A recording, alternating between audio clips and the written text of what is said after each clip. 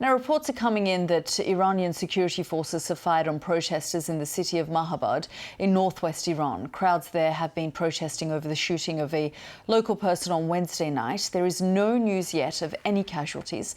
Sounds of gunfire can be heard in videos received by the BBC's Persian service.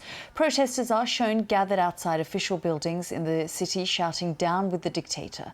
On Wednesday, Iranian security forces fired on protesters in several cities that were protesting the death in custody of Mahsa Amini.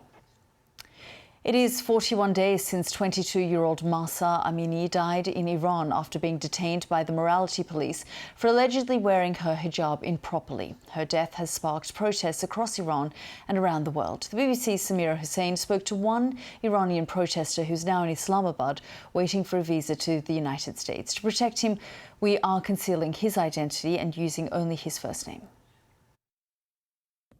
Her death has become a symbol for a movement against the country's authoritarian regime. Moin was in his home city of Tehran when the uprising began and was in the thick of the protests. There are protests almost every other day, and they are getting suppressed violently. And even if you're not a protester, you might get some of the shrapnels. You might get beaten up, or I know of some people who have even gotten killed. To protect his family back in Iran, we are only using his first name and concealing his face. There's been regular shooting at the protests. I've seen it many times. It's either with military-style bullets or with pellets. I've seen the suppression forces beating people for the sake of just beating them up. This is the city of Saqqez, Mahsa's home and now her final resting place.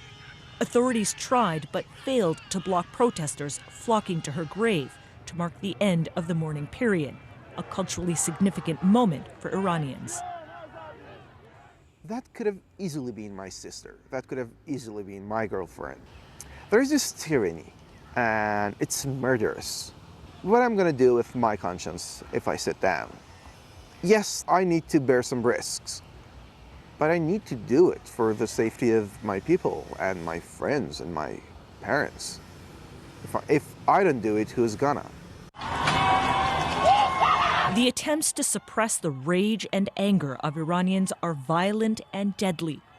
But videos being shared on social media show a country full of defiance and determined for regime change. Samira Hussain, BBC News, Islamabad.